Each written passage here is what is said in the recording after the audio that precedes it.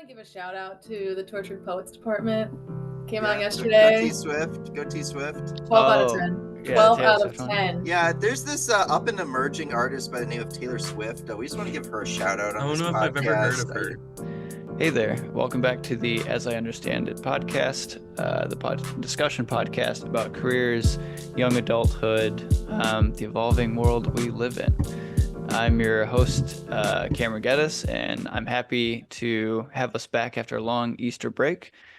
Pleased to announce that we are, in fact, both available on YouTube and Apple Podcasts. We got those worked out, so check us out in whichever medium you prefer. I'm your host, Cameron Getz. I'm your co-host, Graham Nesbitt. On today's episode, we would like to welcome back a returning guest, Kathryn Child. If you want to say hi, Katie. Hi, I'm Katie, or Kathryn is my full name. I have a creative writing degree from the University of Wisconsin-Whitewater. I currently work as a writer at Horde's Dairyman magazine in Fort Atkinson, Wisconsin, and I am an academic tutor with the Boys and Girls Club as well. And in my free time, I write, read, do music, play outside with my dog. Thanks for having me again. All good stuff. Very happy to have you back on. And then we'll also introduce first-time guest Josh Getz. He's a fellow econ grad from Hope College. If you want to say hi, Josh, and introduce yourself a little bit. Hey, I'm Josh Getz. I'm happy to be here. As Cameron mentioned, got an econ degree at Hope College. I currently just made a job change, but I'm working as a financial advisor with Northwestern Mutual. So I'm excited to be helping people, especially our age range, kind of figuring out what they're doing with their lives. I definitely saw a pretty big need there, and it's exciting to be making a difference in people's lives. So. Yeah, well, good stuff. And then I'll just introduce myself again for anyone new to the podcast. My name's Cam Getz. I'm 24. I'm about to do 25 in a week, which is a little scary. I also graduated from Hope College in May of 2021 with degrees in economics and global studies. I'm employed as a food service data analyst with the market research firm Circana. I live in Milwaukee, Wisconsin, and I enjoy like video games and weightlifting and hopefully going outside now that it's nice in Milwaukee, which never happens. And then Graham, if you'd like to introduce yourself again for anyone new. Yes, for all those of you just tuning into us, my name is Graham Nesbitt. I graduated with a degree in psychology from Wheaton College, and I'm currently working as an addictions counselor in the Rockford region. Very nice. Thanks, Graham. I think we're about ready to hop to our first topic of the day then. And I'll let Josh lead on this. The question is, what is a financial life hack that most people could use but don't know? And I have a stat here from OppU, which is a financial literacy site. They state that over 56% of adults say thinking about their financial situation makes them anxious. 42% think about their finances every day, however. 22 of U.S. adults have no emergency savings, and 30% don't have enough to cover 3 months of expenses. They also found that those aged 15 to 18 who took the National Financial Literacy Test, 52% did not achieve a passing score of 70 or more. So definitely some very sobering stats on financial literacy in the U.S., and I would love to hear what Josh's perspective on it. Yeah, absolutely. I think all of that rings true to my own experience as well. Even just having graduated and talking with all of my friends nearby, I'd be like, oh, so yeah, you've been working your job for a while. Do you have anything started for retirement? Nope. Do you save money? Not really. And yeah, it's very sobering kind of a statistic there. I think most people just don't know what they're doing, and because you don't know what you're doing, it's hard to think about, and it's such an overwhelming topic that most people just go, there's no way I have the time or the energy or the ability to even figure out what I'm doing with this. So if I had to throw out something that I think anyone can do, and the first part of it is going to be something everybody has already heard a million times. I think it's the second part that really matters, which is the first part is build yourself a budget. Everybody's heard it a million times. Build yourself a budget. Once you have a budget, you can get things going. But what does that even mean? Nobody explains what you're supposed to do once you have your budget. And so it feels like this just, oh, casting a fishing line into the sea and going, well, maybe I'll help somebody by having them build a budget, but you're not telling them how to utilize it, right? So my suggestion for people is figure out what your budget is, how much you are spending on your actual, like, if you have to survive, figure out those expenses, right? Then figure out what's left over. So, whether it's $500 a month after, you're living on ramen, or if it's $1,500, you got a nice job going, you're figuring some things out. And then once you've figured out how much you have in excess, if you're living, as lean as possible, tell yourself, how much of this am I willing to put towards my future? So if you have $500, right? And you could say, I want to put $200 of the 500 towards my future every month. And whether that be protecting, things through insurance because you have really low risk tolerance and the biggest thing you're scared of is getting injured or disabled or anything like that, and making sure that's protected, or saying, I'm putting all 200 into retirement because I do not want to hit 65 and go, oh crap, I don't have any money. So once you've done that, what you can do is, and this is the fun part of it, you have your budget, and when you start every month, you take that $200 and you do what you've said you're going to do with it. Instead of spending first and saving what's left over, you know how much you have dedicated to saving. And that also means at the end of every month, if you have lived a little lean and you've put away into savings, you would go, oh my gosh, I still have $300 left this month. And that can also be a really wonderful thing for people, because I know personally something I've struggled with is I want to save up for something, but it's like a bigger expense. And I feel like I can never get, with everything else going on in my life, to where I want to be to have enough money for that bigger, expensive, fun thing. And so if you've done a budget and you say, I already have this much going to savings, I really have $300. So if I save 2 months, I could get something that's a little bit bigger. Or if I save 3 months, get something that's almost $1,000. And then you don't have to feel bad about it. Because I know if I go out and I buy something that's over probably $20, I start to feel bad. And so it Yeah. can be really freeing to know just where your money is. And it really is easy to just sit down and go, all right, what expenses do I have? And for something that can be such a low anxiety increasing task, all things considered, you don't have to know about everything involved with investing. You don't have to know about all of these different things, but figuring out how to actually use a budget and not just have somebody tell you, hey, go make a budget, is, I think, genuinely the most helpful thing that a person can have. Yeah, and I'll follow up on that. I would say that um, that's definitely been my experience, is just trying to stick to a budget and um, get to the point where you're staying within the bounds of it and you're kind of familiar with what your regular expenses are going to be, and um, what you kind of have to restrain yourself from buying. Like that totally adds that adds up to me, and that's been part of my situation for sure. I think if you're working a job where you're very fortunate enough to qualify for like a 401k or like some sort of employer match, that stuff is great. Um, I think too, or just like personally socking away money when you can. The market returns are still really good, and I think they're projected to be very good for quite some time. That's just the general trend of, especially the stock market and stuff, is if you can invest it and get some good compounding returns, like it definitely adds up. Um, in addition, I think a lot of it times too is just not relying on big windfalls of money. So like when I know tax day just happened, and I'm sure a lot of people were like really banking on their tax returns to pay for things, but it's not really the functional purpose of a tax return is, to use it as income, like that says. So I think just trying to smooth your spending and sticking with your budget consistently makes a big impact. Um, Katie or Graham, if you want anything to add on that. Yeah, just to follow up on what kind of you're talking about on that. I think another good thing with that is just, as well as when you have that leftover money at the end of the month, sticking to a good plan, good schedule with that, being able to find ways to invest it, using your money to make money, making it work for you. For those of us listening who are entering their early 20s, mid 20s, late 20s, just being able to work and stock some away for a little bit later in life, where you can kind of have more opportunities and use that liquid cash to have other assets. Great advice as well.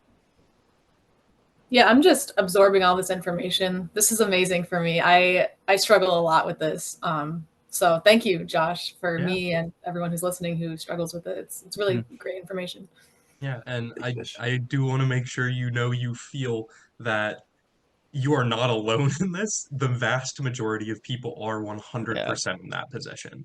It is very rare to find someone, especially in our age bracket, that has a plan. I've been calling and talking to tons of people trying to, see who I can help figure things out. And I've had 4 people who are 30 or under have anything in place so far, Yeah, that's where they wild. had an actual plan. Yeah. So Well, I'm gonna move us to the next question just for the sake of time. Very good material though. For our next question, what are some transferable skills you gain from practicing writing? Now, according to theforage.com, it's like a job simulation website for honing career skills. So that's actually something I want to I think that's pretty cool. That's something that I'd like to look into more because that sounds like something really interesting. Um, so roles which regularly benefit from strong writing skills, those tend to include marketers, lawyers, accountant, salespeople, auditors, engineers, and business consultants. And I'm sure, countless other jobs require strong understanding of different types of writing, be it creative, legal writing, strong business writing, uh, planning. I can think too of like cases where engineers, you have the documentation for what they're engineering has to be written in a certain way. So very valuable skill sets. Katie, I'm definitely excited to get your perspective on this as someone who does write, Yeah. career-wise.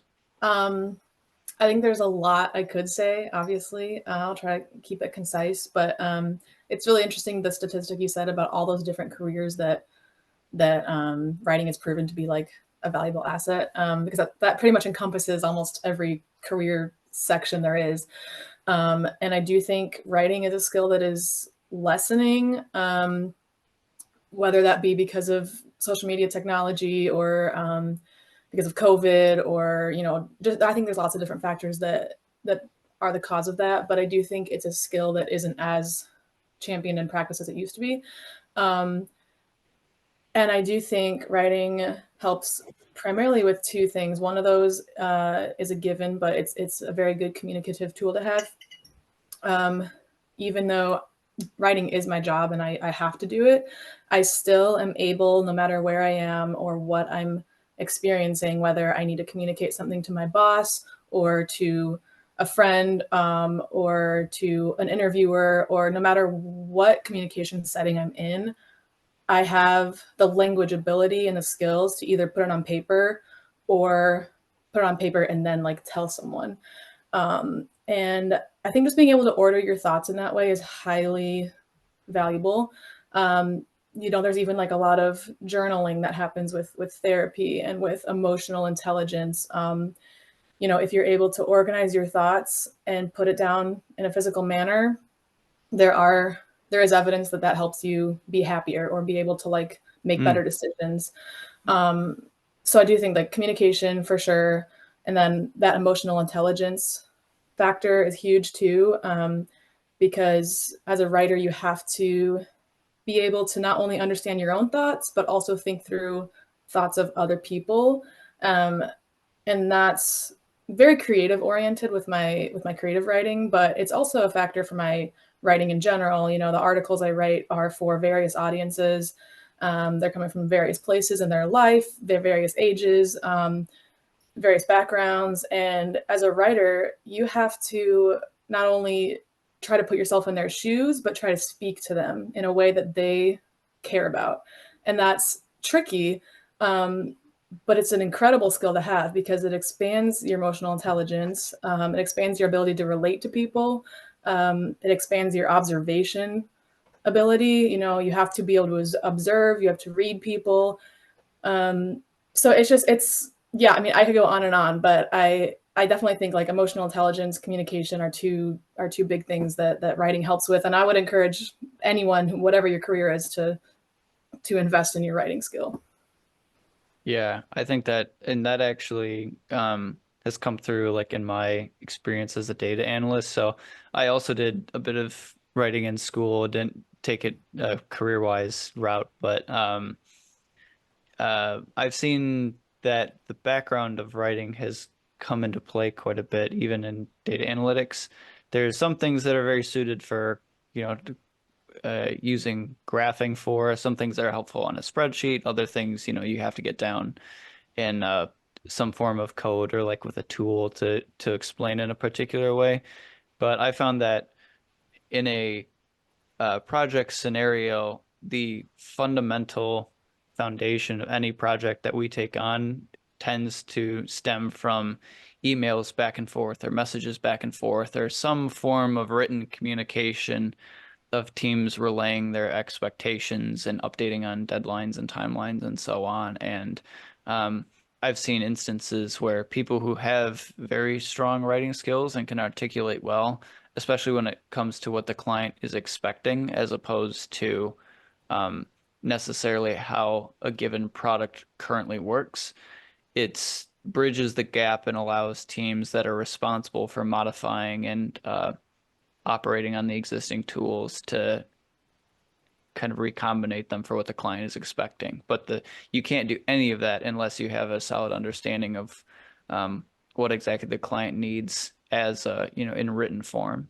So that's just what I've Definitely. seen. Mhm. Graham, Josh, any thoughts? Yeah, I was just gonna say something that I've noticed myself, and I think speaks to what both you and Katie have talked about is there is just a level of precision Mm, in how you communicate when you have honed some of those skills, whether that be very professionally and even as you say, if you're trying to explain something to someone else, I think being able to do that concisely and so that it is easily digestible Mhm. is so important. But Yeah. not just in the workplace, but I think, as you were saying as well, Katie, even on a personal and interpersonal level of the way you communicate with friends or coworkers or anyone in your life, it does force you to sort of have that extra level of emotional intelligence. And I think that's a helpful skill in every aspect of life. Mhm. yeah. Graham, you got Katie, some? yeah, Katie, I got a question for you.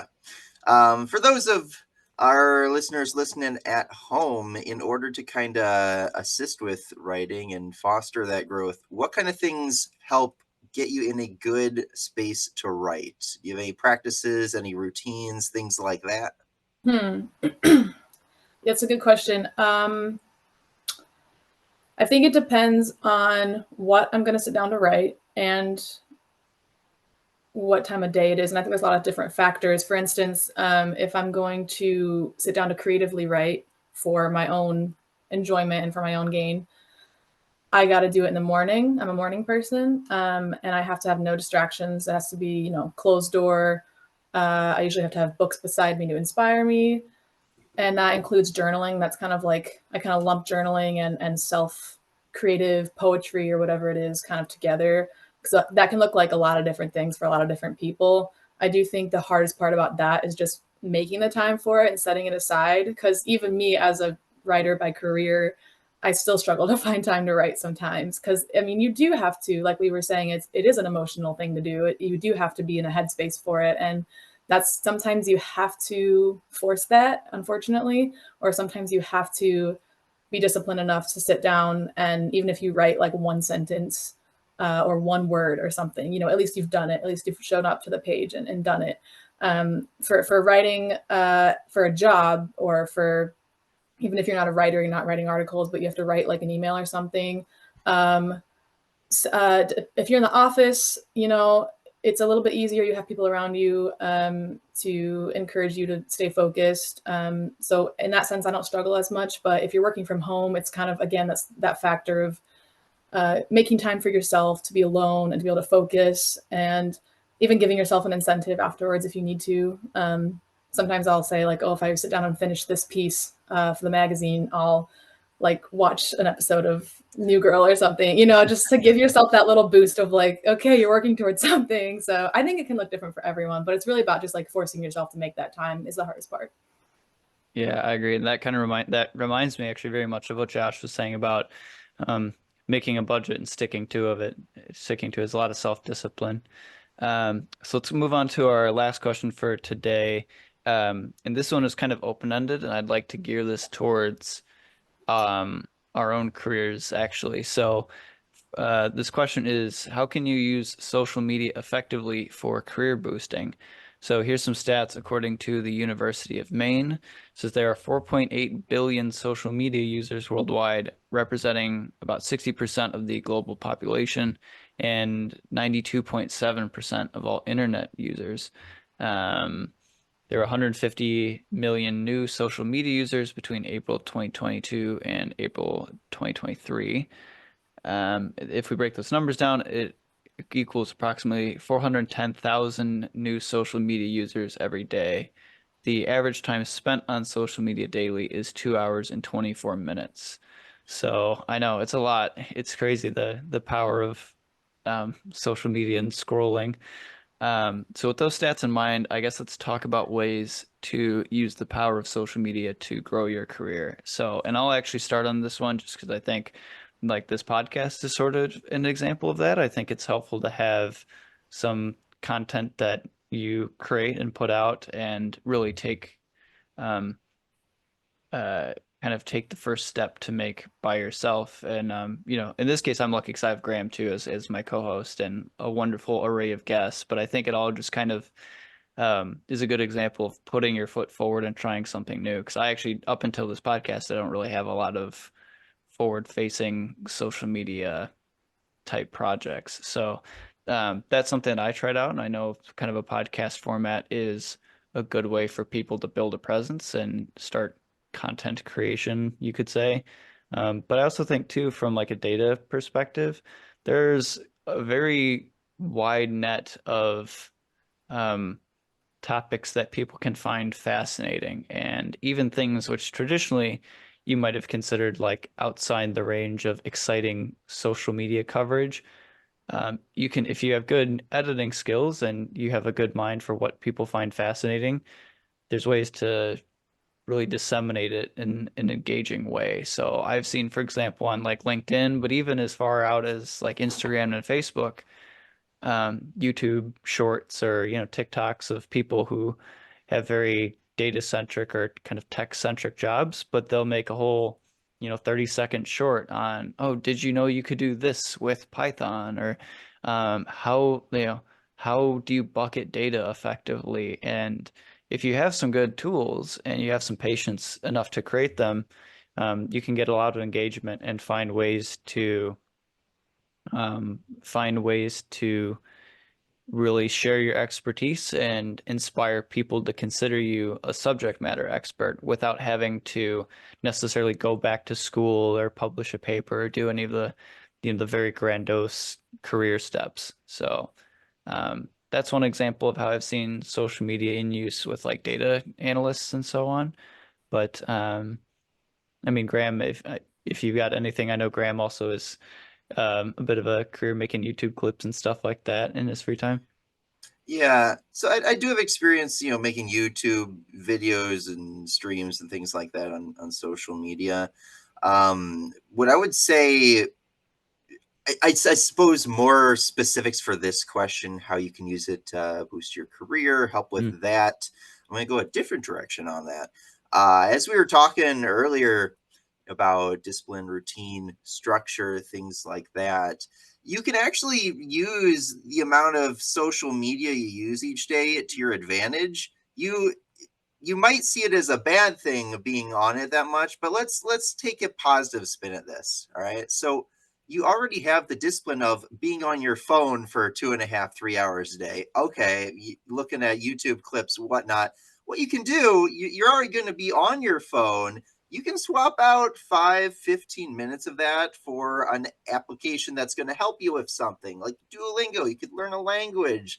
There are more and more of these apps where you can learn to cook.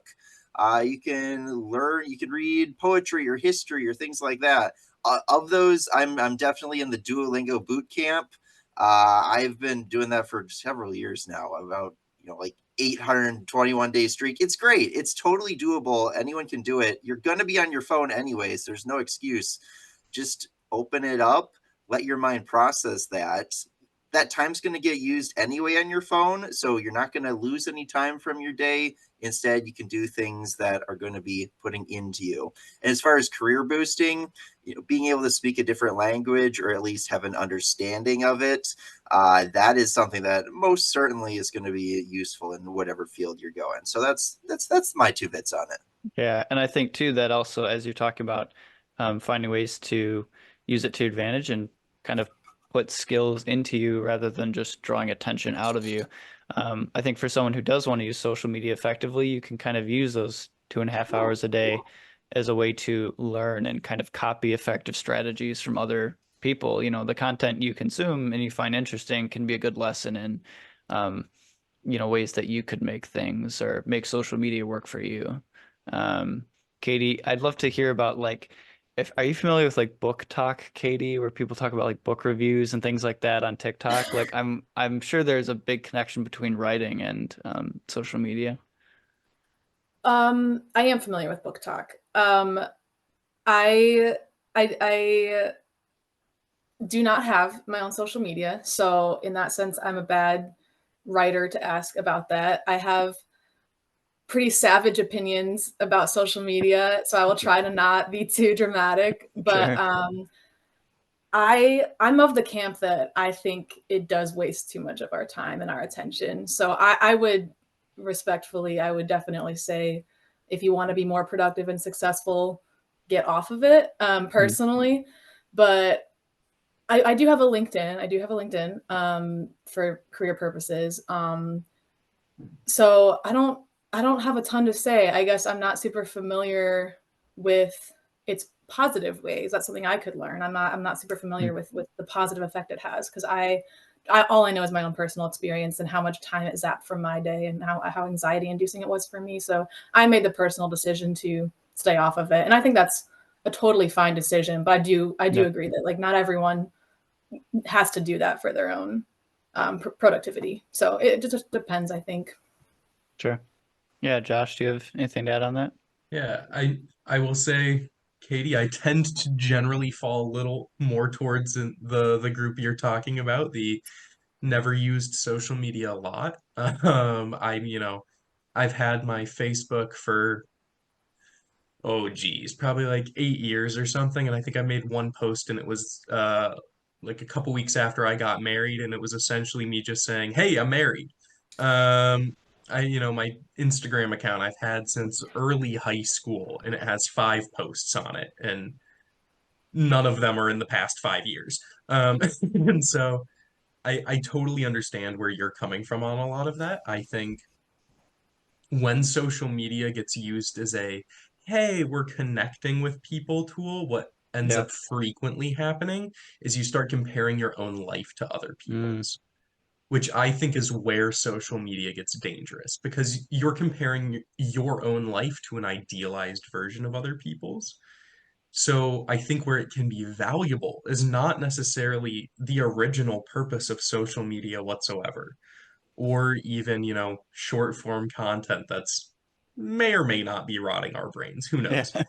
Yes. But I've also experienced a lot of really, really valuable growth opportunities from, I love cooking as a hobby. It's something I have loved for a while. I love to try out new recipes. I love to try out new things. And there is such an overwhelmingly large section of social media that is just people who are far more creative than I will ever be making recipes that are cool. And I steal some of those but that's also helped me grow as a chef. So even in just a personal part of my life. But I think when you apply that to a career, there can be some really valuable things if you aren't necessarily going in to it as a comparison game, but as a what can I learn and grow from what is already there?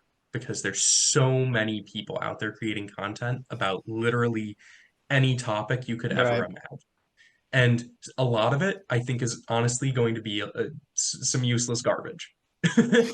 But I think there is, if you're willing to sift a little bit, you can find some real gems.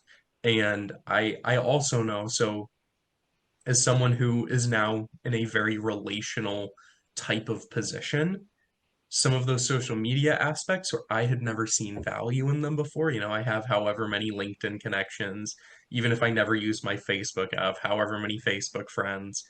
And something that has been really helpful for me is I've been trying to, reconnect with a lot of people and see who I can really be adding value to their lives, because that's what I'm trying to do in my own career. And it has been a shockingly useful tool for helping me reconnect with people and just establish a larger network. So I think there are some really positive aspects, which I'm actually in the midst of learning about more myself. I'm definitely coming from originally in most of my life a very similar position as what you have, Katie, though. So Yeah.